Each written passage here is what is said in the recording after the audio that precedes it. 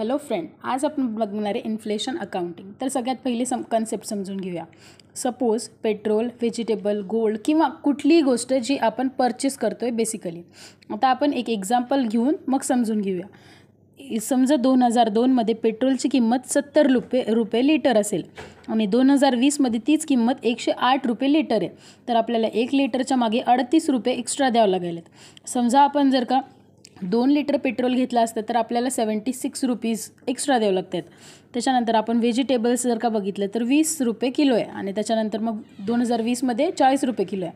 तर आपल्याला 1 किलोच्या मागे 20 रुपये एक्स्ट्रा द्यावं लागेल कम्प्लिटली 18 वर्षाच्या नंतर. तर आपण समजा 2 किलो घेतले असतील व्हेजिटेबल्स तर आपल्याला 40 रुपये एक्स्ट्रा लागेल. वाईस वर्सा सेम याच्यासोबत पण तीच गोष्ट होईल. तर ही जी गोष्ट हे जे पैसे जे आपल्याला एक्स्ट्रा लागेल ते यांना म्हणतात ॲडजस्टेड CPP. CPP म्हणजे करंट पर्चेसिंग पॉवर. म्हणजे आपण किती रुपये एक्स्ट्रा देत आहे त्याच गोष्टीच्या मागे टाईमच्या नंतर, म्हणजे एक स्पेसिफिक टाईमच्या नंतर. याला म्हणतात इन्फ्लेशन. आणि हे जे आपण CPPला ॲडजस्ट करतो तर हे आपण अकाउंटिंगमध्ये जेव्हा लिहितो तर त्याला म्हणतात इन्फ्लेशन अकाउंटिंग. त्याच्यानंतर त्याच्यामध्ये सेकंड मेन पार्ट असते पर्चेसिंग पॉवर इंडेक्सचा.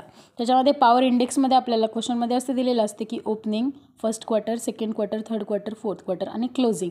त्याच्यानंतर त्याच्या अमाऊंट्स दिलेले असतात. तर त्याचे कन्व्हर्जिंग फॅक्टर कसे काढायचे, तर जे ओपनिंग आहे ते ओपनिंगची जी व्हॅल्यू आहे, समजा ओपनिंगला 80 दिलं आहे तर वर 80 घ्यायचं आणि खाली क्लोजिंगची जी अमाऊंट आहे 130 येतं इथं, तर इथं खाली 130 घ्यायची.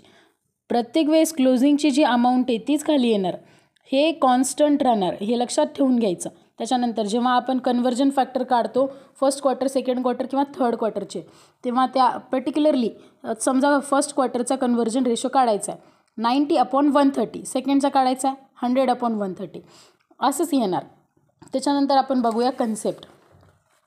तर याच्यामध्ये क्वेश्चनमध्ये एक फॉर्मॅट असतो, पर्टिक्युलरली हा फॉर्मॅट पर्टिक्युलर अमाऊंट आणि अमाऊंट.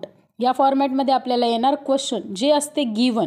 त्याच्यानंतर आपल्याला जेव्हा आन्सर काढायला सांगतात तेव्हा आपल्याला काढायचं असते हे, एक असते कन्व्हर्जन रेशो, एक असते ॲडजस्टेड CPP. तर हे असते पूर्ण फॉर्मॅट इन्फ्लेशन अकाउंटिंगचा. नेक्स्ट व्हिडिओमध्ये आपण बघणार आहे क्वेश्चन. जर का तुम्हाला हे व्हिडिओ आवडला तर लाईक, शेअर अँड सबस्क्राईब करा. Thank you so much.